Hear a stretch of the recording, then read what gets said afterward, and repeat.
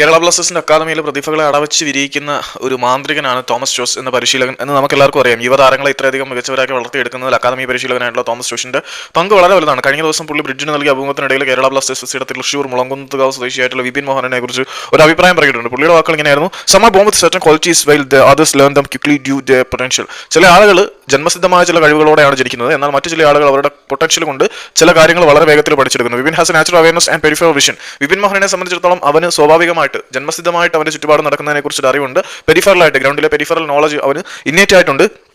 That's allowing him to make effective decisions on the field. അവന്റെ ജന്മസിദ്ധമായിട്ടുള്ള കഴിവും അവയർനെസ്സും position അവയർനെസ്സും കൊണ്ട്, position awareness എന്ന് പറഞ്ഞാൽ ആര് എവിടെയൊക്കെ എപ്പോഴൊക്കെ നിൽക്കുന്നു എന്നതിനെ കുറിച്ചുള്ളൊരു ബോധം. നമ്മൾ ലയണൽ മെസ്സിയുടെ കാര്യം പറയത്തില്ലേ, പുള്ളി ഒരു പ്രോപ്പർ ഫുട്ബോൾ ബ്രെയിൻ ആണെന്ന്.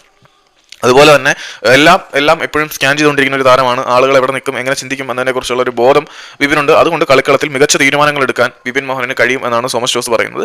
അദ്ദേഹത്തിന്റെ നാച്ചുറൽ ഇന്റലിജന്റും ക്വാളിറ്റിയും പൊസിഷൻ അവയർനെസ്സും കൊണ്ട് കളിക്കളത്തിൽ കൃത്യമായിട്ട് ശരിയായ തീരുമാനങ്ങൾ എടുക്കാൻ മലയാളി താരമായിട്ടുള്ള വിപിൻ മോഹനന് കഴിയും എന്നാണ് അക്കാദമി പരിശീലകനായിട്ടുള്ള തോമസ് ജോസ് പറഞ്ഞത്.